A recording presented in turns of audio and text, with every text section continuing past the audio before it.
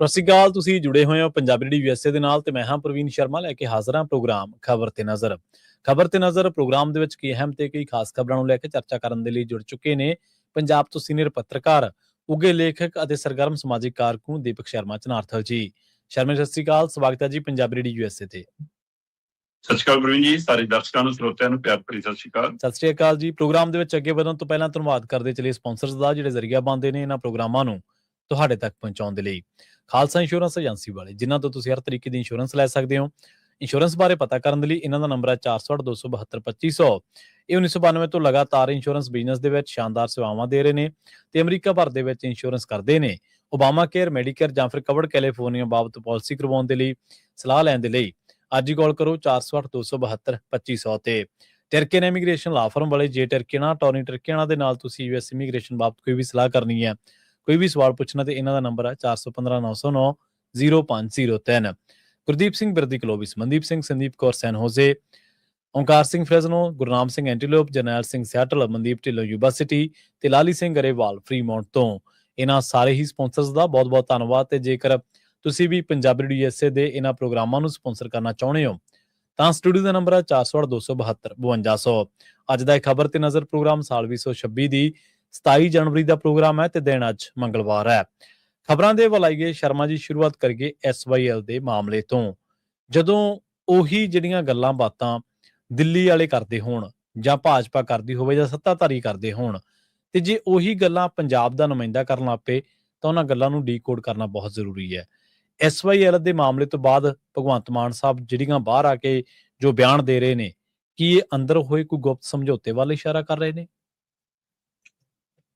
ਪ੍ਰਵੀਨ ਜੀ, ਕੱਲ ਬੈਠਕ ਤੋਂ ਪਹਿਲਾਂ ਇਸੇ ਸਮੇਂ ਜਦੋਂ ਆਪਾਂ ਪ੍ਰੋਗਰਾਮ ਕਰ ਰਹੇ ਸੀ ਜੀ, ਤਾਂ ਇਸ ਮਸਲੇ ਤੇ ਚਰਚਾ ਕਰਦੇ ਆ ਆਪਣਾ ਪਹਿਲਾ ਸਵਾਲ ਇਹੀ ਸੀ ਕਿ ਉਹ ਪੰਜਾਬ ਦੇ ਨੁਮਾਇੰਦੇ ਬਣ ਕੇ ਬੈਠਣਗੇ ਕਿ ਅਮਿਤ ਸ਼ਾਹ ਦੇ ਨੁਮਾਇੰਦੇ। ਸਹੀ ਹੈ, ਬਿਲਕੁਲ। ਬੈਠਕਾਂ ਇਸ ਤੋਂ ਪਹਿਲਾਂ ਵੀ ਹੋਈਆਂ, ਉਸ ਸਮੇਂ ਕਦੇ ਸਵਾਲ ਖੜਾ ਨਹੀਂ ਕੀਤਾ। ਇਸ ਵਾਰੀ ਸਵਾਲ ਕਿਉਂ ਸੀ? ਜੀ, ਸਹੀ ਹੈ। ਕਿਉਂਕਿ ਇਹ ਮੰਨਿਆ ਜਾ ਰਿਹਾ ਕਿ ਸਾਡੇ ਜਨਾਬ ਅਮਿਤ ਸ਼ਾਹ ਦੀ ਕੁਰਕੀ ਤੋਂ ਹੁਣ ਡਰਨ ਲੱਗੇ ਨੇ ਸ਼ਰਿਆਮ। ਇਸ ਵਾਰ ਤੈਅ ਸੀ ਵੀ ਕਿ ਕੇਂਦਰ ਵਿੱਚ ਨਹੀਂ ਬੈਠੂਗਾ, ਸੂਬੇ ਆਪਸ ਵਿੱਚ ਬੈਠਕ ਕਰਨਗੇ। ਕੀ ਇਹ ਸੁਨੇਹਾ ਦੇਣ ਦੀ ਕੋਸ਼ਿਸ਼ ਸੀ ਆਵਾਮ ਨੂੰ ਕਿ ਦੇਖੋ ਜੀ ਅਸੀਂ ਦਖਲਅੰਦਾਜ਼ੀ ਬੰਦ ਕਰਤੀ, ਆਪਸ ਚ ਨਿਬੇੜ ਲਓ? ਜੀ, ਸਹੀ। ਪਰ ਅਸਲ ਚ ਦਖਲਅੰਦਾਜ਼ੀ ਇਸ ਵਾਰੀ ਸੀ ਅਸਲੀ ਪਰਦੇ ਦੇ ਪਿੱਛੇ। ਕਿ ਮੁੱਖ ਮੰਤਰੀ ਭਗਵੰਤ ਮਾਨ ਇਸ ਵਾਰ ਕੇਂਦਰ ਦੀ ਸਕ੍ਰਿਪਟ ਪੜ੍ਹ ਰਹੇ ਸੀ? ਦੇਖੋ, ਕੁਝ ਚੀਜ਼ਾਂ ਬੈਠਕ ਚ ਵਿਚਾਰੀਆਂ ਜਾਂਦੀਆਂ, ਕੁਝ ਚੀਜ਼ਾਂ ਮੀਡੀਆ ਮੂਹਰੇ ਆ ਕੇ ਦੱਸੀਆਂ ਜਾਂਦੀਆਂ, ਕੁਝ ਚੀਜ਼ਾਂ ਸਿਰਫ ਦਿਖਣ ਲਈ ਹੁੰਦੀਆਂ। ਜੀ, ਸਹੀ ਹੈ। ਇਸ ਵਾਰ ਸਮੁੱਚੀ ਬੈਠਕ ਦਾ ਵਰਤਾਰਾ, ਮੁੱਖ ਮੰਤਰੀ ਦਾ ਬੋਡੀ ਲੈਂਗੁਏਜ, ਨਾਇਬ ਸਿੰਘ ਸੈਣੀ ਦੀ ਬੋਡੀ ਲੈਂਗੁਏਜ, ਮਿਲਣ ਦਾ ਤਰੀਕਾਕਾਰ, ਗਏ ਤੁਸੀਂ ਬੈਠਕ ਤੇ ਹੋ, ਆਦਾਨ ਪ੍ਰਦਾਨ ਤੁਸੀਂ ਸ਼ੋਲ, ਤੋਹਫੇ, ਗੁਲਦਸਤੇ, ਲੋਈਆਂ ਜੀ ਨਾਲ ਉਹ ਲੈ ਜਾਓ ਜੀ, ਫੁਲਕਾਰੀ, ਸੋ ਇੰਜ ਇੱਕ ਦੂਏ ਨੂੰ ਆਦਾਨ ਪ੍ਰਦਾਨ, ਤੋਹਫੇ, ਇਹ ਸਾਰਾ ਤਸਵੀਰਾਂ ਠੀਕ ਹੈ। ਜਿੰਨੀ ਸਿਆਸੀ ਤੌਰ ਦੇ ਉੱਤੇ ਕੜੱਤਣ ਘਟੇ ਉਹ ਚੰਗੀ ਹੈ, ਪਰ ਦੋਵਾਂ ਸੂਬਿਆਂ ਚ ਲੋਕਾਂ ਚ ਤਾਂ ਕੜੱਤਣ ਹੈ ਨਹੀਂ ਜੀ ਹੁਣ। ਤੇ ਇਹ ਨਿਰੋਲ ਸਿਆਸੀ ਮੁੱਦਾ ਹੈ, ਇਹ ਸਿਆਸਤ ਨੇ ਪੈਦਾ ਕੀਤਾ ਤੇ ਹੱਲ ਵੀ ਸਿਆਸੀ ਤੌਰ ਤੇ ਹੋਣਾ ਹੈ। ਜੀ, ਬਿਲਕੁਲ। ਤੇ ਤੁਸੀਂ ਕਹਿ ਕੇ ਕੀ ਬੈਠਕ ਚ ਉੱਠ ਰਹੇ ਹੋ ਕਿ ਅਸੀਂ ਅਫਸਰਾਂ ਦੇ ਸਾਰੇ ਛੱਡਤੀ ਜੀ ਗੱਲ? ਇਹ ਅਫਸਰਾਂ ਦੇ ਪੱਧਰ ਦਾ ਮਸਲਾ। ਸਹੀ ਗੱਲ।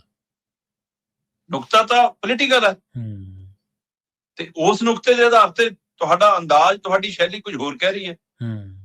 ਹੁਣ ਤੱਕ ਹਰ ਬੈਠਕ ਤੋਂ ਬਾਅਦ ਇਹ ਸਵਾਲ ਆਉਂਦਾ ਰਿਹਾ, ਇੱਥੋਂ ਤੱਕ ਕਿ ਅਦਾਲਤੀ ਪ੍ਰਕਿਰਿਆ ਦੇ ਵਿੱਚ ਇਹ ਸਵਾਲ ਆਉਂਦਾ ਰਿਹਾ ਕਿ ਮਾਣਯੋਗ ਅਦਾਲਤ ਨੇ ਕਹਿਤਾ, ਸੁਪਰੀਮ ਕੋਰਟ ਨੇ ਜੀ, ਕਿ ਨਹਿਰ ਤਾਂ ਬਣਾਓ, ਪਾਣੀ ਦਾ ਗੱਲ ਬਾਅਦ ਚੋਂ ਦੇਖਾਂਗੇ।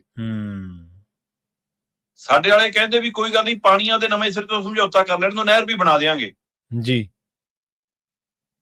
ਮੈਂ ਕਹਿੰਦਾ ਕਿਸੇ ਰੂਪ ਚ ਕਈ ਗੱਲ ਹੋਵੇ, ਇਹ ਕਹਿਣ ਦਾ ਅਰਥ ਕੀ ਹੈ? ਸਹੀ ਗੱਲ। ਤੁਸੀਂ ਭਾਈ ਕਨ੍ਹਈਆ ਜੀ ਨੂੰ ਵਿੱਚ ਲਿਆ ਰਹੇ ਹੋ, ਕਹਿੰਦੇ ਜੀ ਭਾਈ ਕਨ੍ਹਈਆ ਜੀ ਦੇ ਸਿਧਾਂਤ ਅਨੁਸਾਰ ਅਸਾਂ ਦੁਸ਼ਮਣਾਂ ਨੂੰ ਪਾਣੀ ਪਿਲਾ ਦਿੰਨੇ ਆ, ਇਹ ਤਾਂ ਫਿਰ ਆਪਣੇ ਛੋਟੇ ਭਰਾ ਨੇ, ਸਾਡੇ ਦੁਸ਼ਮਣ ਥੋੜਾ ਨੇ, ਬਸ ਅਸੀਂ ਪਾਣੀ ਦੇ ਨਾਪ ਨੂੰ ਪਈਆ ਦੁਬਾਰਾ ਕਰ ਲਈਏ, ਫਿਰ ਵਿਚਾਰ ਹੋ ਜਾਊਗਾ। ਤੁਸੀਂ ਮਾਲਕੀ ਦੇ ਸਵਾਲ ਤੋਂ ਕਿਉਂ ਭਗੌੜੇ ਹੋ ਗਏ? ਸਾਡੀ ਮਾਲਕੀ ਕਿੱਥੇ ਗਈ? ਬਿਲਕੁਲ। ਦੇਖੋ, ਇਹ ਵੱਡਾ ਸਵਾਲ ਹੈ ਕਿ ਜਦੋਂ ਸੂਬਿਆਂ ਚ ਵੰਡ ਹੁੰਦੀ ਆ ਤਾਂ ਉਹਨਾਂ ਦੀਆਂ ਸਾਂਝੀਆਂ ਨਦੀਆਂ, ਸਾਂਝੇ ਦਰਿਆ ਉਸੇ ਤਰ੍ਹਾਂ ਵੰਡ ਹੁੰਦੇ ਨੇ। ਜੇ ਦੋ ਮੁਲਕ ਬਣੇ ਭਾਰਤ ਤੇ ਪਾਕਿਸਤਾਨ, ਤਾਂ ਦਰਿਆਵਾਂ ਦੀ ਵੰਡ ਉਸ ਹਿਸਾਬ ਨਾਲ ਜਿਹੜੀ ਉਧਰ ਜਦੋਂ ਗਿਆ ਦਰਿਆ ਤਾਂ ਤੁਸੀਂ ਉਹਦਾ ਪਾਣੀ ਰੋਕ ਲਓ ਜੀ, ਆਹ ਕਰ ਲਓ ਜੀ, ਉਹ ਧੱਕਾ ਜੋ ਮਰਜ਼ੀ ਹੋਈ ਜਾਵੇ, ਪਰ ਦਰਿਆਵਾਂ ਦੀ ਵੰਡ ਦੇ ਅਨੁਸਾਰ ਇਹ ਸਾਂਝਾ ਮਸਲਾ ਹੈ। ਭਾਰਤ ਦੇ ਵਿੱਚ ਵੀ ਜਿੰਨੇ ਨਵੇਂ ਸੂਬੇ ਬਣੇ ਉਹਨਾਂ 'ਚ ਨਦੀਆਂ ਦੀ ਵੰਡ ਇਸ ਤਰੀਕਾ ਕਾਰਨ ਹੋਈ ਹੈ ਨਾ। ਸੋ ਇਸ ਲਈ ਟ੍ਰਿਬਿਊਨਲ ਬਣੇ ਹੋਏ ਨੇ, ਪਰ ਪੰਜਾਬ ਤੇ ਹਰਿਆਣਾ ਦਾ ਕੋਈ ਸਾਂਝੀ ਨਦੀ ਨਹੀਂ ਜੀ। ਫਿਰ ਇੱਥੇ ਟ੍ਰਿਬਿਊਨਲ ਕਿਉਂ ਬਣਾਇਆ ਬਾਅਦ ਚੋਂ, ਜਦੋਂ ਕਿ ਸੁਧਾਰ ਅਨੁਸਾਰ ਨਹੀਂ ਬਣ ਸਕਦਾ। ਇਹ ਨਹਿਰੀ ਪਾਣੀ ਲੈ ਰਹੇ ਨੇ, ਉਹ ਸਾਡੀਆਂ ਨਦੀਆਂ ਚੋਂ ਲੈ ਰਹੇ ਨੇ, ਅੱਛੇ ਤੌਰ ਤੇ ਸਾਡੇ ਦਰਿਆਵਾਂ ਚੋਂ ਲੈ ਰਹੇ ਨੇ, ਤੇ ਉਹਦਾ ਮਾਲਕੀ ਤੈਅ ਕਰਨੀ ਪਊਗੀ ਤੁਹਾਨੂੰ। ਮੇਰੀ ਸਿਧਾਂਤ ਕਹਿੰਦਾ ਕਿ ਹਾਂ ਜਿੱਥੋਂ ਪਾਣੀ ਲੰਘੇ ਉੱਥੇ ਉਹਦੇ ਮਾਲਕ ਨੇ, ਤੇ ਤੁਸੀਂ ਉਸ ਗੱਲ ਤੋਂ ਭਗੌੜੇ ਹੋ, ਤੇ ਤੁਸੀਂ ਕਹਿੰਦੇ ਹੋ ਜੀ ਕੋਈ ਗੱਲ ਨਹੀਂ, ਬੜੀ ਸਾਰਥਕ ਗੱਲਬਾਤ ਹੋ ਗਈ ਹੈ ਨਾ, ਬਹੁਤ ਚੰਗੇ ਮਾਹੌਲ 'ਚ ਗੱਲਬਾਤ ਹੋਈ ਹੈ, ਕੋਈ ਗੱਲ ਨਹੀਂ, ਪਾਣੀ ਦਾ ਮਸਲਾ, ਨਹਿਰ ਦਾ ਮਸਲਾ ਅਸੀਂ ਆਪਸ 'ਚ ਨਿਬੇੜ ਲੈਣਾ ਹੈ। ਹੁਣ ਅਸੀਂ ਅਫਸਰਾਂ ਨੂੰ ਕਹਿਤਾ ਵੀ ਤੁਸੀਂ ਬੈਠਕ ਕਰ ਲਿਆ ਕਰੋ। ਅਸਲ ਦੇ ਵਿੱਚ ਪਹਿਲਾਂ ਤੋਂ ਹੀ ਜਦੋਂ ਆਪਾਂ ਇਹ ਗੱਲ ਕਰਦੇ ਆਏ ਹਾਂ ਕਿ ਕੇਂਦਰ ਦੇ ਉੱਤੇ ਜਿਹਦਾ ਵੀ ਰਾਜ ਰਿਹਾ ਉਹਨੇ ਕਦੇ ਇਹ ਮਾਮਲਾ ਨਿਬੇੜਨ ਦੀ ਕੋਸ਼ਿਸ਼ ਨਹੀਂ ਕੀਤੀ, ਪਰ ਸਾਡੇ ਵਾਲੇ ਜੇ ਨਿਬੇੜਨਾ ਚਾਹੁੰਦੇ ਨੇ ਕਿ ਉਹ ਪੰਜਾਬ ਦੇ ਹੱਕਾਂ ਨੂੰ ਦਰੜ ਕੇ ਨਿਬੇੜਨਾ ਚਾਹੁੰਦੇ ਨੇ। ਨਾਇਬ ਸਿੰਘ ਸੈਣੀ ਕੀ ਆਪ ਫੈਸਲਾ ਲੈਣ ਦੀ ਹਿੰਮਤ ਰੱਖਦੇ ਨੇ? ਸਭ ਨੂੰ ਪਤਾ ਹੈ ਕਿ ਉਹ ਕਿਹਦੀ ਬੋਲੀ ਤੇ ਫੈਸਲਾ ਕਰਨਗੇ। ਸਹੀ ਗੱਲ ਹੈ, ਬਿਲਕੁਲ। ਇਸੇ ਤਰ੍ਹਾਂ ਮੁੱਖ ਮੰਤਰੀ ਭਗਵੰਤ ਮਾਨ ਆਪ ਫੈਸਲਾ ਲੈ ਸਕਦੇ ਨੇ। ਜੇ ਕੇਜਰੀਵਾਲ ਦੇ ਕਹੇ ਤੇ ਵੀ ਫੈਸਲਾ ਹੋ ਰਿਹਾ ਤਾਂ ਕਿ ਕੇਜਰੀਵਾਲ ਕੇਂਦਰ ਕੋਲੋਂ, ਬੀਜੇਪੀ ਦੀ ਸਰਕਾਰ ਕੋਲੋਂ ਆਪਣੀ ਸੰਘੀ ਬਚਾਉਣ ਦੇ ਲਈ ਪੰਜਾਬ ਦੇ ਪਾਣੀਆਂ ਨੂੰ ਦਾਅ ਤੇ ਲਾ ਰਿਹਾ। ਸਹੀ ਗੱਲ। ਕੀ ਅਮਿਤ ਸ਼ਾਹ ਦੀ ਘੁਰਕੀ ਤੋਂ ਡਰ ਰਿਹਾ ਕਿ ਉਹਨੂੰ ਵੀ ਹਰਿਆਣੇ ਦੇ ਵਿੱਚ ਪੈਰ ਜਮਾਉਣ, ਦਿੱਲੀ ਦੇ ਵਿੱਚ ਵੋਟ ਲੈਣ ਲਈ ਹੁਣ ਪੰਜਾਬ ਨੂੰ ਦਾਅ ਤੇ ਲਾਉਣ ਦੀ ਤਿਆਰੀ ਹੈ? ਕੀ ਬੀਜੇਪੀ ਤੇ ਆਮ ਆਦਮੀ ਪਾਰਟੀ ਮਿਲ ਕੇ ਪੰਜਾਬ ਦੇ ਹੱਕ ਹੁਕਮਾਂ ਦੇ ਡਾਕਾ ਮਾਰਨ ਜਾ ਰਹੀ ਹੈ? ਸਾਰੇ ਸਵਾਲ ਖੜੇ ਨੇ। ਬਿਲਕੁਲ ਸਹੀ ਹੈ। ਤੇ ਮੁੱਖ ਮੰਤਰੀ ਭਗਵੰਤ ਮਾਨ ਜੀ, ਜਵਾਬਦੇਹੀ ਤਾਂ ਤੁਹਾਡੀ ਤੈਅ ਹੋਊਗੀ ਜੀ। ਸਹੀ ਹੈ। ਇੰਜ ਇਹ ਟੋਟਕੇ ਜੇ ਸੁਣਾ ਕੇ, ਇੰਜ ਸਦਭਾਵਨਾ ਜਿਹੜੀਆਂ ਗੱਲਾਂ ਕਰਕੇ ਹੈ ਨਾ, ਤੁਸੀਂ ਇਸ ਤਰੀਕੇ ਕਾਰ ਨਾਲ ਪੰਜਾਬ ਦੇ ਹੱਕਾਂ ਦੇ ਡਾਕਾ ਨਹੀਂ ਮਾਰ ਸਕਦੇ। ਤੇ ਤੁਸੀਂ ਅਫਸਰਾਂ ਦੇ ਸਾਰੇ ਛੱਡ ਕੇ ਮਾਮਲਾ ਕਰਨ ਕਹੋ ਜੀ ਅਫਸਰਾਂ ਨੇ ਫੈਸਲਾ ਕਰ ਲਿਆ, ਸਾਨੂੰ ਤਾਂ ਜੀ ਮੋਹਰ ਲਾਉਣੀ ਪੈਗੀ। ਇਹ ਰਾਜਨੀਤਿਕ ਮਸਲਾ, ਨਿਰੋਲ ਰਾਜਨੀਤਿਕ ਮਸਲਾ। ਜੇ ਪਹਿਲਿਆਂ ਨੇ ਕੁਤਾਹੀ ਕੀਤੀ, ਤੁਸੀਂ ਵੱਡੀ ਕੁਤਾਹੀ ਨਾ ਕਰ ਬੈਠੇ ਹੋ ਕਿਤੇ। ਜਿਹੜੀਆਂ ਇਹ ਗੱਲਾਂ ਕਰ ਰਹੇ ਨੇ ਨਾ ਬਾਹਰ ਆ ਕੇ ਕਿ ਬਈ ਸਦਭਾਵਨਾ ਰੱਖਣੀ ਚਾਹੀਦੀ ਹੈ ਜਾਂ ਮੱਤਾਂ ਦੇ ਰਹੇ ਨੇ, ਬੜੇ ਆਦਰਸ਼ ਸਮਾਜ ਦੀ ਗੱਲ ਕਰ ਰਹੇ ਨੇ, ਇਹ ਚੀਜ਼ਾਂ ਉਦੋਂ ਹੁੰਦੀਆਂ ਨੇ ਜਦੋਂ ਤੁਸੀਂ ਬੈਠਕ ਦੇ ਵਿੱਚ ਆਪਣੇ ਨਾ ਸਿਰਫ ਪੁਆਇੰਟ ਰੱਖਦੇ ਬਲਕਿ ਉਹਨਾਂ ਦੇ ਜਿੱਤ ਪ੍ਰਾਪਤ ਕਰਕੇ ਬਾਹਰ ਨਿਕਲਦੇ ਆ ਕਿ ਬਈ ਨਹੀਂ, ਅਸੀਂ ਤਾਂ ਆਪਦਾ ਹੱਕ ਤਾਂ ਲੈ ਲਿਆ, ਪਰ ਫਿਰ ਵੀ ਅਸੀਂ ਸਦਭਾਵਨਾ ਨੂੰ ਪਹਿਲ ਦਿੰਦੇ ਆ। ਤੁਸੀਂ ਤਾਂ ਪਿੱਛੇ ਹੋਈ ਜਾਂਦੇ ਹੋ ਆਪਦੀ ਗੱਲ ਤੋਂ। ਪ੍ਰਵੀਨ ਜੀ, ਉਹੀ ਹਰਿਆਣਾ, ਉਹੀ ਸਰਕਾਰ, ਉਹੀ ਲੋਕ ਉਦੋਂ ਸਦਭਾਵਨਾ ਕਿੱਥੇ ਸੀ ਜਿੱਦਣ ਫੱਟੇ ਸਿੱਟਣ ਜਾ ਰਹੇ ਸੀ, ਜਿੱਦਣ ਨੰਗਲ ਡੈਮ ਨੂੰ ਭੱਜੇ ਸੀ ਤਾਲੇ ਲਾਉਣ, ਉਦੋਂ ਸਦਭਾਵਨਾ ਕਿੱਥੇ ਸੀ? ਉਹੀ ਸਦਭਾਵਨਾ ਉਦੋਂ ਵੀ ਦਿਖਾਉਂਦੇ। ਬਿਲਕੁਲ। ਉਦੋਂ ਤਾਂ ਦਿਖਾਣੀ ਹੋਈ, ਹੁਣ ਕਿੱਥੋਂ ਦਿਖਾਇਆ ਹੋ ਰਹੀ ਹੈ? ਜੀ ਸਹੀ ਹੈ, ਬਿਲਕੁਲ। ਤੇ ਅਗਲੀ ਗੱਲ ਕਰੀਏ ਆਪਾਂ ਮੋਦੀ ਜੀ ਦੀ ਪੰਜਾਬ ਫੇਰੀ ਦੇ ਬਾਰੇ। ਕਹਿੰਦੇ ਧਾਰਮਿਕ ਰਾਹਾਂ ਤੇ ਸਿਆਸੀ ਫੇਰੀ ਹੈ ਜੀ। ਜੀ ਕਦੋਂ ਸਿਆਸੀ ਵਿਅਕਤੀ ਮਤਲਬ ਸਿਆਸਤ ਛੱਡ ਕੇ ਕਿਤੇ ਜਾਂਦਾ? ਸਿਆਸਤ ਕੋਈ ਮਾੜੀ ਚੀਜ਼ ਨਹੀਂ, ਚੰਗੀ ਚੀਜ਼ ਹੈ, ਪਰ ਜਦੋਂ ਸਿਆਸਤ ਲੋਕ ਮੁੱਦਿਆਂ ਤੋਂ ਹਟ ਕੇ ਸਿਰਫ ਕੁਰਸੀ ਦੀ ਸਿਆਸਤ ਹੋ ਜਾਵੇ ਫਿਰ ਉਹਦੇ ਤੇ ਸਵਾਲ ਉੱਠਣੇ ਵਾਜਬ ਨੇ। ਠੀਕ ਹੈ, ਨਰਿੰਦਰ ਮੋਦੀ ਜੀ ਨੇ ਦਿਨ ਚੁਣਿਆ, ਮਤਲਬ 1 ਫਰਵਰੀ ਗੁਰੂ ਰਵਿਦਾਸ ਜੀ ਦੀ ਜਯੰਤੀ ਆ, ਤੇ ਉਸੇ ਦਿਨ ਬਜਟ ਪੇਸ਼ ਹੋਣਾ ਜੀ। ਉਸ ਦਿਨ ਪੰਜਾਬ ਆ ਰਹੇ ਨੇ ਮੋਦੀ ਜੀ। ਠੀਕ ਹੈ, ਦੇਖਣ ਨੂੰ ਇਹ ਧਾਰਮਿਕ ਫੇਰੀ ਲੱਗਦੀ ਹੈ ਕਿ ਉਹ ਸੱਚਖੰਡ ਡੇਰਾ ਬੰਦਾ ਆਉਣਗੇ, ਸੰਤ ਨਿਰੰਜਨ ਦਾਸ ਜੀ ਨੂੰ ਮਿਲਣਗੇ, ਨਿਰੰਜਨ ਦਾਸ ਜੀ ਹੋਰਾਂ ਨੂੰ, ਤੇ ਉਸ ਤੋਂ ਬਾਅਦ ਸੰਗਤ ਦੇ ਹੋ ਸਕਦਾ ਰੂ ਵੀ ਹੋਣ ਉੱਥੇ, ਹੈ ਨਾ। ਤੇ ਇਹ ਦੇਖਣ ਲਈ ਇਹ ਪਹਿਲੀ ਨਜ਼ਰੇ ਇਹ ਹੈ ਜੀ ਕਿ ਉਹਨਾਂ ਦੀ ਧਾਰਮਿਕ ਫੇਰੀ ਆ, ਉਹ ਗੁਰੂ ਰਵਿਦਾਸ ਜੀ ਦੇ ਦਿਹਾੜੇ ਤੇ ਆ ਰਹੇ ਨੇ, ਇਸ ਲਈ ਠੀਕ ਹੈ ਜੀ। ਪਰ ਨਹੀਂ, ਸਭ ਨੂੰ ਪਤਾ ਹੈ ਕਿ 2027 ਦੀਆਂ ਚੋਣਾਂ ਨੂੰ ਧਿਆਨ ਚ ਰੱਖਦਿਆਂ ਮੋਦੀ ਜੀ ਹਰ ਕੰਮ ਕਰਦੇ ਨੇ। ਉਹ ਤਾਂ ਲਾਲ ਕਿਲੇ ਤੇ ਝੰਡਾ ਲਹਿਰਾਉਣ ਲੱਗਿਆ ਆਉਣ ਵਾਲੇ ਸਮੇਂ ਚ ਕਿਹੜੇ ਸੂਬੇ ਦੀਆਂ ਚੋਣਾਂ ਉਹਦੇ ਹਿਸਾਬ ਨਾਲ ਪੱਗ ਬੰਨ੍ਹ ਕੇ ਚੱਲ ਜਾਂਦੇ ਨੇ। ਜੀ ਸਹੀ ਹੈ। ਇਸ ਲਈ ਉਹਨਾਂ ਦੀ ਫੇਰੀ ਧਾਰਮਿਕ ਹੋ ਜਾਵੇ ਇਹ ਤਾਂ ਸੰਭਵ ਹੀ ਨਹੀਂਗਾ। ਕੁੱਲ ਮਿਲਾ ਕੇ ਪਹਿਲੂ ਇਹ ਹੈ ਕਿ ਭਾਰਤੀ ਜਨਤਾ ਪਾਰਟੀ ਜਿੱਥੇ ਪੰਜਾਬ ਦੇ ਵਿੱਚ ਸਾਰੇ ਵਰਗਾਂ ਦੀਆਂ ਵੋਟਾਂ ਭਾਲਦੀ ਆ, ਉੱਥੇ ਨੂੰ ਲੱਗਦਾ ਕਿ ਜੇ ਐਸਸੀ ਭਾਈਚਾਰਾ, BC ਭਾਈਚਾਰਾ ਸਾਡੇ ਨਾਲ ਆ ਜਾਵੇ, ਸਾਡੀ ਗੱਡੀ ਪਾਰ ਲੱਗ ਜੂਗੀ। ਠੀਕ ਹੈ। ਤੇ ਹੁਣ ਉਹਨਾਂ ਦੀ ਨਜ਼ਰ ਉਹਦੇ ਵਿੱਚੋਂ ਰਵਿਦਾਸ ਭਾਈਚਾਰੇ ਤੇ ਹੈਗੀ ਆ। ਸਹੀ ਹੈ। ਉਹਨਾਂ ਨੂੰ ਲੱਗਦਾ ਕਿ ਉਸ ਡੇਰੇ ਨਾਲ ਵੱਡੀ ਗਿਣਤੀ ਦੇ ਵਿੱਚ ਸੰਗਤ ਜੁੜੀ ਹੈ, ਸ਼ਰਧਾਲੂ ਜੁੜੇ ਨੇ।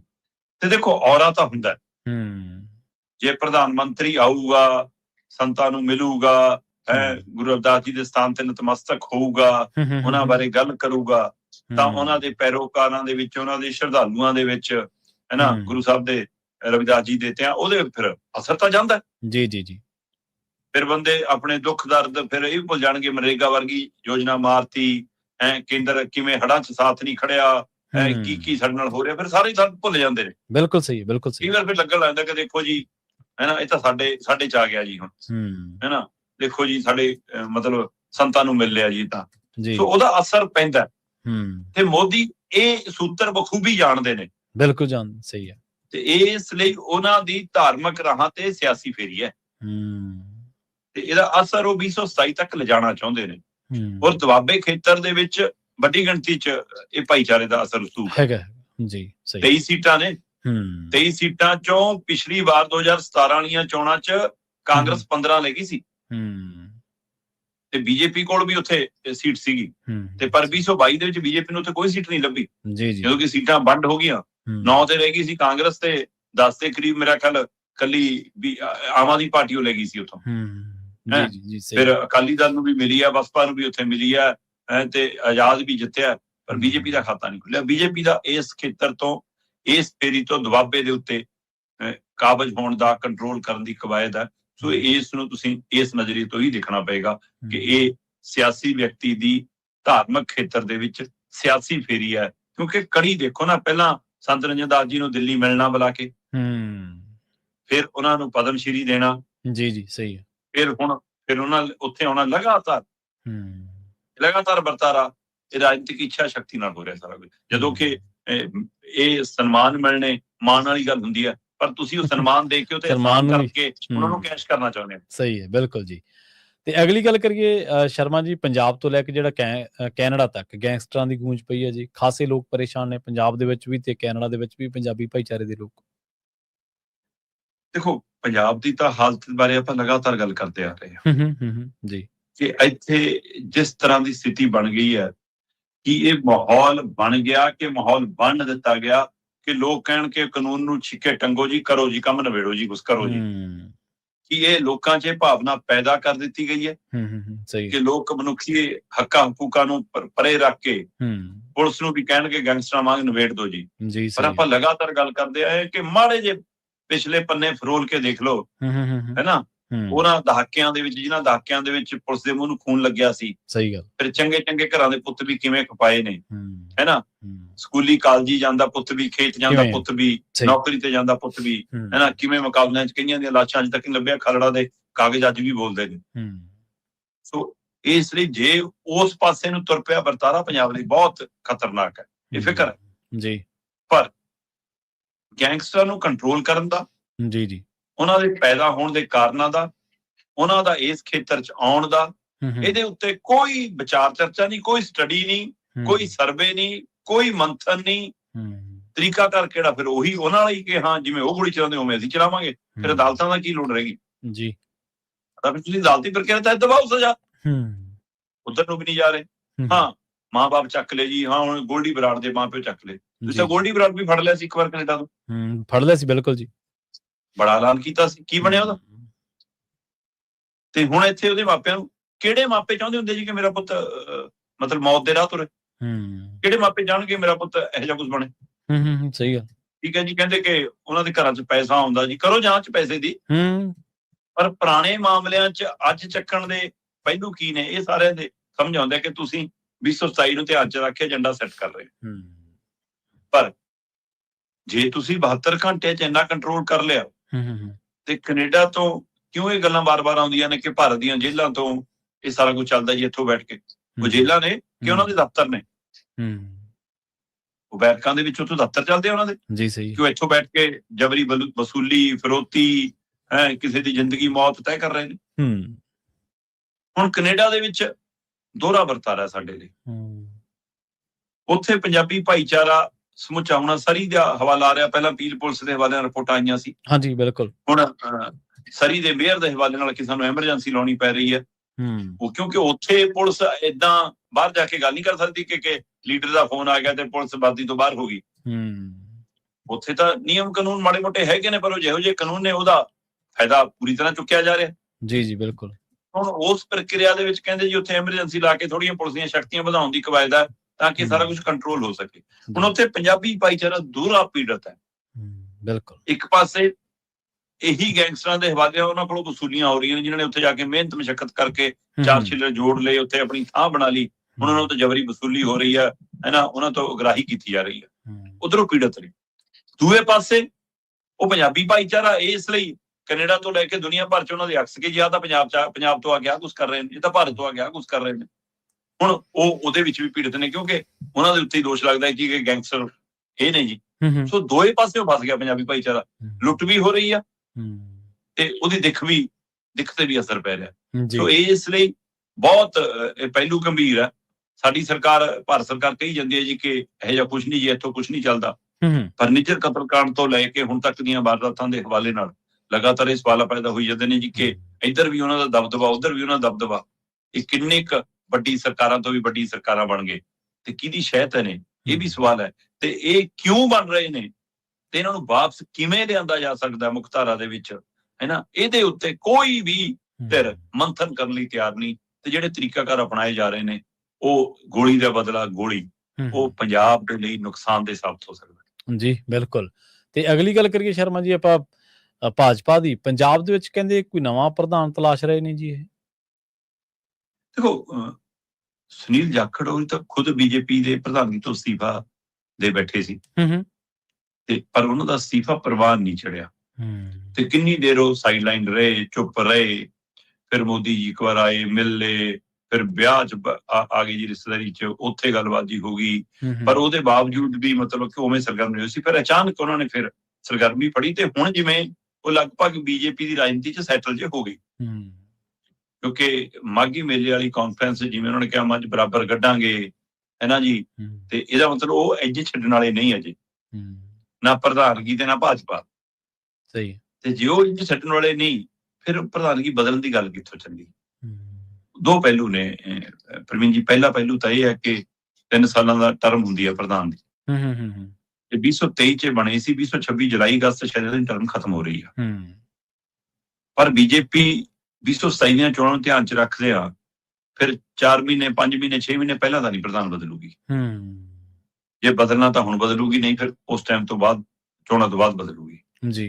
ਇਸ ਨੁਕਤੇ ਨੂੰ ਧਿਆਨ ਚ ਰੱਖਦੇ ਹੋਏ ਪਹਿਲੂ ਇਹ ਉੱਪਰ ਹੈ ਕਿ ਜੇ ਜਾਖੜ ਨੂੰ ਹਟਾਇਆ ਜਾ ਰਿਹਾ, ਕੀ ਹੁਣੇ ਹਟਾਇਆ ਜਾ ਰਿਹਾ।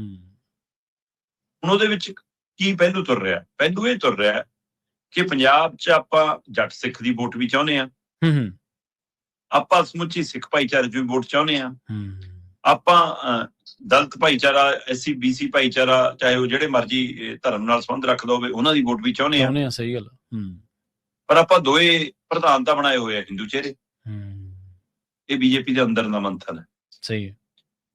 ਇੱਕ ਪਾਸੇ ਤਾਂ ਉਹਨਾਂ ਨੇ ਸੁਨੀਲ ਜਾਖੜ ਨੂੰ ਪ੍ਰਧਾਨ ਬਣਾਇਆ, ਦੂਜੀ ਪਾਰਟੀ ਤੋਂ ਆਇਆ ਸੀ, ਇਸ ਲਈ ਉਹਨਾਂ ਦਾ ਆਪਣਾ ਕੈਡਰ, ਆਪਣੀ ਪੱਕੇ RSS ਵਾਲੇ ਨਾਰਾਜ਼ ਹੋ ਰਹੇ ਸੀ, ਇਸ ਲਈ ਅਸ਼ਵਨੀ ਸ਼ਰਮਾ ਨੂੰ ਠੰਡ ਮਿੱਠ ਕਰਨ ਦੇ ਲਈ ਬਣਾਤਾ। ਤੇ ਹੁਣ ਅਸ਼ਵਨੀ ਸ਼ਰਮਾ ਨੂੰ ਜੇ ਹਟਾਉਂਦੇ ਨੇ ਫਿਰ ਉਹ ਸੁਨੇਹਾ ਜਾਂਦਾ। ਇਸ ਲਈ ਜੇ ਜਾਖੜ ਨੂੰ ਇਸ ਨੁਕਤੇ ਤੋਂ ਹਟਾਉਂਦੇ ਨੇ ਕਿ ਤੁਸੀਂ ਹਿੰਦੂ ਚਿਹਰਾ ਜੀ, ਸਾਨੂੰ ਤਾਂ ਜੱਟ ਸਿੱਖ ਚਿਹਰਾ ਚਾਹੀਦਾ ਜਾਂ ਸਿੱਖ ਚਿਹਰਾ ਚਾਹੀਦਾ, ਫਿਰ ਜਾਖੜ ਸਾਹਿਬ ਸੋਚ ਲੈਣੇ ਤੋਂ ਬਾਅਦ ਕਿਹੜੀ ਪਾਰਟੀ ਜਾਣਾ। ਇਸੇ ਗੱਲ ਕਰਕੇ ਤਾਂ ਕਾਂਗਰਸ ਛੱਡੀ ਸੀ। ਸਹੀ ਗੱਲ, ਬਿਲਕੁਲ। ਕਿ ਹਾਂ ਜੀ ਮਤਲਬ ਕਿ ਮੈਨੂੰ ਮੁੱਖ ਮੰਤਰੀ ਬਣਾਉਂਦੇ ਰਹਿ ਗਏ ਜੀ, ਕਿਉਂਕਿ ਉਹ ਤਾਂ ਜੀ ਕਹਿੰਦੇ ਜੱਟ ਸਿੱਖੇ ਚੱਲ ਸਕਦਾ ਪੰਜਾਬ ਚ। ਸਹੀ ਗੱਲ, ਬਿਲਕੁਲ। ਮਤਲਬ ਇਹ ਪੰਜਾਬ ਦਾ ਮਸਲਾ ਨਹੀਂ ਹੈ, ਪਾਰਟੀਆਂ ਦੇ ਅੰਦਰ ਦਾ ਮਸਲਾ। ਜੇ ਉਸ ਸਮੇਂ ਚੰਨੀ ਸਾਹਿਬ ਜਾਖੜ ਬਣਾਇਆ ਹੁੰਦਾ, ਪੰਜਾਬ ਨੇ ਜਾਖੜ ਨੂੰ ਵੀ ਪ੍ਰਵਾਨ ਕਰ ਲੈਣਾ ਸੀ ਜੀ। ਸਹੀ ਹੈ। ਤੇ ਜਦੋਂ ਚੰਨੀ ਬਣਾਇਆ ਤਾਂ ਚੰਨੀ ਨੂੰ ਪ੍ਰਵਾਨ ਕੀਤਾ, ਸਾਰੇ ਵਰਗਾਂ ਨੇ ਪ੍ਰਵਾਨ ਕੀਤਾ। ਅੱਜ ਵੀ ਚੰਨੀ ਦੀ ਚਰਚਾ ਤੁਰਦੀ ਹੈ ਸਾਰੇ ਵਰਗਾਂ ਚ, ਚਾਹੇ ਇਹਨਾਂ ਦੀ ਪਾਰਟੀ ਦੇ ਅੰਦਰ ਜੋ ਮਰਜ਼ੀ ਡਰਾਮੇ ਹੋਈ ਜਾਣ। ਸੋ ਇਸ ਨੁਕਤੇ ਤੋਂ ਫਿਰ ਜਾਖੜ ਨੂੰ ਸੋਚਣਾ ਪੈਣਾ ਕਿ ਜੇ ਇਸੇ ਨੁਕਤੇ ਤੋਂ ਤੁਹਾਨੂੰ ਹਟਾਇਆ ਜਾਂਦਾ ਫਿਰ ਤੁਸੀਂ ਕੀ ਕਰਨਾ। ਪਰ ਬੀਜੇਪੀ ਇਹ ਵੀ ਜਾਣਦੀ ਹੈ ਕਿ ਜਾਖੜ ਸਰਬ ਪ੍ਰਮਾਣਿਤ ਲੀਡਰ ਤਾਂ ਹੈ। ਸਹੀ ਹੈ।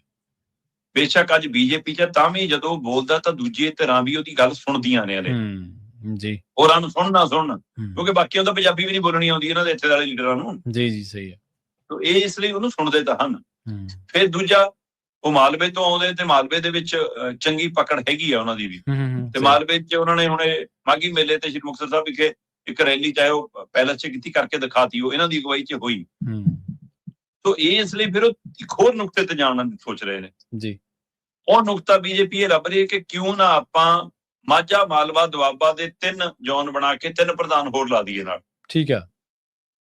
ਜ਼ੋਨ ਬਾਈ ਉਹਦੇ ਵਿੱਚ ਆਪਾਂ ਸਿੱਖ ਭਾਈਚਾਰਾ ਵੀ ਐਡਜਸਟ ਕਰ ਲਈਏ, ਉਹ 'ਚ ਆਪਾਂ ਜੱਟ ਸਿੱਖ ਵੀ ਐਡਜਸਟ ਕਰ ਲਈਏ, ਉਹ 'ਚ ਦਲਿਤ ਭਾਈਚਾਰੇ ਨੂੰ, SC BC ਭਾਈਚਾਰੇ ਨੂੰ ਐਡਜਸਟ ਕਰ ਲਈਏ।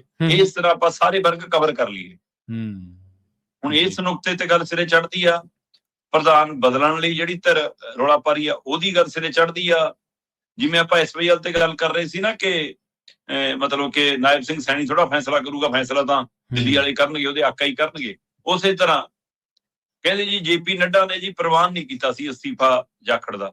JP ਨੱਡਾ ਕੌਣ ਹੁੰਦਾ ਪ੍ਰਵਾਨ ਨਾ ਪ੍ਰਵਾਨ ਕਰਨਾ? ਸਹੀ ਗੱਲ, ਬਿਲਕੁਲ। ਉਹ ਤਾਂ ਅਮਿਤ ਸ਼ਾਹ ਮੋਦੀ ਨੂੰ ਪੁੱਛ ਕੇ ਕਰਨਾ ਨਾ। ਹਾਂ ਨਾ। ਤੇ ਹੁਣ ਕਹਿੰਦੇ ਜੀ ਨਵੇਂ ਪ੍ਰਧਾਨ ਸਾਹਿਬ ਬਦਲਣਾ ਚਾਹੁੰਦੇ ਆ ਜੀ ਪੰਜਾਬ ਦੇ ਪ੍ਰਧਾਨ ਨੂੰ। ਨਵੇਂ ਪ੍ਰਧਾਨ ਦੀ ਕੀ ਹਿੰਮਤ ਬਦਲ ਲੂਗਾ ਜਿਹਨੂੰ ਪੂਣੀ ਤੋਂ ਫੜ ਕੇ ਪਿੱਛੇ ਕਰ ਦਿੱਤਾ ਜਾਂਦਾ ਹੋਵੇ? ਸਹੀ ਗੱਲ, ਬਿਲਕੁਲ, ਹੈ ਨਾ। ਉਹ ਪ੍ਰਧਾਨ ਬਦਲਣ ਦੀ ਹਿੰਮਤ ਕਰੂਗਾ? ਤੋ ਇਸ ਲਈ ਇਹ ਤਾਂ ਪਤਾ ਕਿ ਫੈਸਲੇ ਕਿੱਥੋਂ ਹੋਣੇ, ਪਰ ਫੈਸਲਾ ਹੋਣਾ ਜ਼ਰੂਰ ਹੈ ਕੋਈ, ਕਿਉਂਕਿ 2027 ਨੂੰ ਲੈ ਕੇ ਬੀਜੇਪੀ ਪੰਜਾਬ ਦੇ ਲਈ ਬਹੁਤ ਸੀਰੀਅਸ, ਬਹੁਤ ਗੰਭੀਰਤਾ ਨਾਲ ਅੱਗੇ ਵੱਧ ਰਹੀ ਆ ਤੇ ਉਹ ਬੜੀ ਪਲਾਨ ਯੋਜਨਾ ਨਾਲ ਪੰਜਾਬ 'ਚ ਦਾਖਲ ਹੋ ਰਹੀ ਆ। ਸੋ ਇਸ ਲਈ ਪੰਜਾਬ ਦੇ ਮੁੱਦਿਆਂ ਨੂੰ ਹੱਲ ਕਰਨ ਵਾਲੇ ਪਾਸੇ ਜਦੋਂ ਤੁਰੂਗੀ ਤਾਂ ਦੇਖਾਂਗੇ। ਫਿਲਹਾਲ ਉਹ ਰਾਜਨੀਤਿਕ ਦਾਅ ਪੇਚਾਂ ਨਾਲ ਦਾਖਲ ਹੋ ਰਹੀ ਆ। ਸਹੀ ਹੈ, ਸਹੀ, ਬਿਲਕੁਲ ਜੀ। ਅਗਲੀ ਗੱਲ ਕਰੀਏ ਜਾਂਦੇ ਜਾਂਦੇ ਆਪਾਂ, ਜਿਹੜਾ ਭਾਰਤ ਦਾ ਸਮਝੌਤਾ ਹੋਇਆ ਯੂਰੋਪੀਅਨ ਯੂਨੀਅਨ ਦੇ ਨਾਲ, ਸ਼ਰਮਾ ਜੀ, ਕੀ ਇਹ ਕੂਟਨੀਤੀ ਦੇ ਲਿਹਾਜ਼ ਦੇ ਨਾਲ ਅਮਰੀਕਾ ਨੂੰ, ਟਰੰਪ ਨੂੰ ਜਵਾਬ ਹੈ ਜੀ ਭਾਰਤ ਦਾ? ਦੇਖੋ, ਪਹਿਲੀ ਗੱਲ ਤਾਂ ਇਹ ਹੈ ਕਿ ਇਸ ਮੌਕੇ ਲਗਭਗ ਵਿਸ਼ਵ ਭਰ ਦੇ ਵਿੱਚ ਆਪਸ ਵਿੱਚ ਟੁੱਟ ਭੱਜ, ਆਪਸ ਵਿੱਚ ਕੜੱਤਣ, ਆਪਸ ਵਿੱਚ ਤਣਾਅ ਜਿਨ੍ਹਾਂ ਮੁਲਕਾਂ 'ਚ ਸੀ, ਉਹਨਾਂ ਮੁਲਕਾਂ ਨੂੰ ਵੀ ਟਰੰਪ ਨੇ ਨੇੜੇ ਲਿਆਤਾ ਜੀ। ਕਿਉਂਕਿ ਸਾਰੇ ਮੁਲਕਾਂ ਦੇ ਵਿੱਚ ਇੱਕ ਗੱਲ ਤਾਂ ਤੁਰ ਪਈ ਆ ਕਿ ਵੀ ਟਰੰਪ ਜਿਵੇਂ ਸਰਪੰਚ ਵਾਂਗ ਵਿਵਹਾਰ ਕਰ ਰਿਹਾ ਦੁਨੀਆ ਦਾ ਸਰਪੰਚ ਬਣ ਕੇ। ਸਹੀ ਹੈ। ਇਸ ਲਈ ਆਪਾਂ ਨੂੰ ਆਪਣੇ ਮੁਲਕਾਂ ਦੇ ਲਈ ਖੜਨਾ ਪੈਣਾ। ਉਹਦੇ ਵਿੱਚੋਂ ਤੁਸੀਂ ਇਹ ਦੇਖੋ ਕਿ ਭਾਰਤ ਤੇ ਕੈਨੇਡਾ ਦੀ ਦੁਆਰਾ ਨੇੜਤਾ ਦੀ ਗੱਲ ਤੁਰੀ ਆ। ਜੀ, ਸਹੀ ਹੈ। ਸੋ ਇਸੇ ਚੋਂ ਹੈ ਨਾ, ਇਹੀ ਪਹਿਲੂ ਹੈ। ਤੇ ਇੱਧਰ ਚੀਨ ਤੇ ਰੂਸ ਵਾਲਾ ਰਾਬਤਾ ਸਾਰੇ ਦੇਖ ਰਹੇ ਨੇ। ਤੇ ਇਹਦੇ ਵਿੱਚੋਂ ਹੀ ਯੂਰੋਪੀਅਨ ਯੂਨੀਅਨ ਦੇ ਨੁਮਾਇੰਦਿਆਂ ਨੂੰ, ਦੋਵਾਂ ਮੁਖੀਆਂ ਨੂੰ ਭਾਰਤ ਬਣਾਉਣਾ, ਮੁੱਖ ਮਹਿਮਾਨ ਬਣਾਉਣਾ, ਨਰਿੰਦਰ ਮੋਦੀ ਦਾ ਮਤਲਬ ਉਸ ਗਣਤੰਤਰ ਦਿਵਸ ਦੀ ਪਰੇਡ ਦੇ ਵਿੱਚ ਆਪਣੇ ਤੇ ਫੋਕਸ ਕਰਕੇ ਉਹਨਾਂ ਨੂੰ ਖੜਿਆ ਕਰਕੇ ਸਾਰੀ ਪਰੇਡ ਦਿਖਾਉਣਾ, ਉਹ ਵੀ ਦੁਨੀਆ ਨੂੰ ਸੁਨੇਹਾ ਵਰਗਾ ਸੀ। ਆਪਾਂ ਕੱਲ ਗੱਲ ਕਰ ਰਹੇ ਸੀ ਜੀ। ਤੋ ਉਸੇ ਦੇ ਵਿੱਚੋਂ ਹੁਣ ਇਹ ਸਮਝੌਤਾ 18 ਸਾਲ ਤੋਂ ਲਟਕ ਰਿਹਾ ਸੀ। ਇਹ ਸਮਝੌਤਾ 18 ਸਾਲ ਤੋਂ ਜੀ। ਤੇ ਜੇ ਹੁਣ ਸਿਰੇ ਚੜ ਰਿਹਾ, ਕੀ ਇਹ ਟਰੰਪ ਦੇ ਟੈਰਿਫ ਦਾ ਅਸਰ ਹੈ? ਟਰੰਪ ਨੂੰ ਫਿਰ ਜਵਾਬ ਇਸ ਲਈ, ਦੇਖੋ ਚੰਗੀ ਗੱਲ ਹੈ ਜੇ ਕੂਟਨੀਤੀ ਨਾਲ ਜਵਾਬ ਦਿੱਤਾ ਜਾ ਰਿਹਾ, ਪਰ ਭਾਰਤ ਜਿਸ ਤਰੀਕੇ ਨਾਲ ਸਪਸ਼ਟਵਾਦ ਲਈ ਜਾਣਿਆ ਜਾਂਦਾ ਹੈ, ਉਹਦਾ ਅਜੇ ਇੰਤਜ਼ਾਰ ਹੈ ਕਿ ਮੋਦੀ ਜੀ ਸਾਹਮਣੇ ਆ ਕੇ ਜਵਾਬ ਦੇਣ ਦਾ ਕਦੋਂ ਹਿੰਮਤ ਕਰਨੀ ਹੈ। ਜੀ, ਸਹੀ ਹੈ। ਚਲੋ ਇਸ ਤਰੀਕੇ ਕਰਨ ਨਾਲ ਜੇ ਦੇਖੀਏ ਤਾਂ ਇਹ ਵੱਡਾ ਸਮਝੌਤਾ ਹੈ। ਕਈ ਪਹਿਲੂਆਂ ਤੋਂ ਸਮਝੌਤਾ ਹੈ ਕਿ ਜਿਵੇਂ ਚਾਹੇ ਉਹ ਸਮੁੰਦਰੀ ਕੰਟਰੋਲ ਦਾ ਮਸਲਾ ਹੋਵੇ, ਸਮੁੰਦਰੀ ਵਪਾਰ ਰਾਹੀਂ ਉਹਦੇ ਰਾਹੀਂ ਪਹਿਲੂ ਹੋਵੇ, ਚਾਹੇ ਸਾਈਬਰ ਕ੍ਰਾਈਮ ਵਾਲੇ ਅਪਰਾਧ ਵਾਲੇ ਪਹਿਲੂ ਤੇ ਹੋਵੇ। ਮੁੱਖ ਤੌਰ ਦੇ ਉੱਤੇ ਜਿਹੜੀਆਂ ਗੱਲਾਂ ਉੱਪਰ ਰਹੀਆਂ ਨੇ ਉਹਦੇ ਵਿੱਚੋਂ ਲਗਜ਼ਰੀ ਕਾਰਾਂ ਵਾਲਾ ਮਾਮਲਾ ਕਹਿੰਦੇ ਬਹੁਤ ਅਸਰ ਕਰਨਾ ਹੈ ਕਿ ਜੀ 110% ਤੱਕ ਟੈਰਿਫ ਸੀਗਾ ਜਿਹੜਾ ਹੁਣ ਘਟ ਕੇ 10% ਰਹਿ ਜਾਣਾ। ਮਰਸਡੀ ਵਰਗੀਆਂ ਕਾਰਾਂ, BMW ਵਰਗੀਆਂ ਕਾਰਾਂ, ਉਹਦਾ ਸਸਤਾ ਹੁੰਦਾ, ਫਿਰ ਉਹਦੇ ਬਾਜ਼ਾਰ ਵੱਡਾ ਖੁੱਲ ਜਾਣਾ ਹੈ। ਇਸੇ ਤਰ੍ਹਾਂ ਮੈਂ ਦੇਖ ਰਿਹਾ ਸੀ ਜਿਹੜੇ ਉਹ ਅਮੀਰ ਲੋਕ ਜੇ ਪੀਂਦੇ ਨੇ ਉਹ ਲਾਲ ਚਿੱਟੀ ਕੀ ਉਹ ਵਾਈਨ ਹੈ ਨਾ, ਕਹਿੰਦੇ ਜੀ ਉਹ ਲਗਜ਼ਰੀ ਵਾਈਨ ਉਹ 150% ਟੈਰਿਫ ਹੈ ਜੀ ਉਹਦੇ ਤੇ, ਉਹ ਘਟ ਕੇ ਜੀ ਕਹਿੰਦੇ 20-30% ਰਹਿ ਜਾਣਾ। ਸੋ ਇਸ ਲਈ ਉਹ ਸਸਤੀ ਹੋਣੀ। ਸੋ ਕਹਿੰਦੇ ਜੀ ਕਾਫੀ ਅਸਰ ਪੈਣਾ।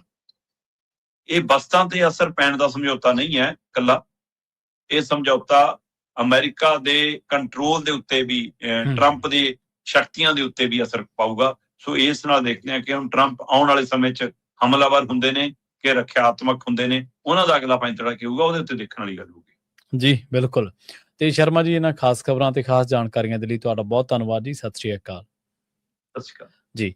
ਪ੍ਰੋਗਰਾਮ ਖਬਰ ਤੇ ਨਜ਼ਰ ਦੇ ਵਿੱਚ ਆਪਣੇ ਨਾਲ ਜੁੜੇ ਸਨ ਪੰਜਾਬ ਤੋਂ ਸੀਨੀਅਰ ਪੱਤਰਕਾਰ ਦੀਪਕ ਸ਼ਰਮਾ ਚਨਾਰਥਲ ਜੀ, ਜਿਨ੍ਹਾਂ ਦੇ ਨਾਲ ਆਪਾਂ ਕਈ ਅਹਿਮ ਤੇ ਕਈ ਖਾਸ ਖਬਰਾਂ ਨੂੰ ਲੈ ਕੇ ਚਰਚਾ ਕੀਤੀ ਹੈ।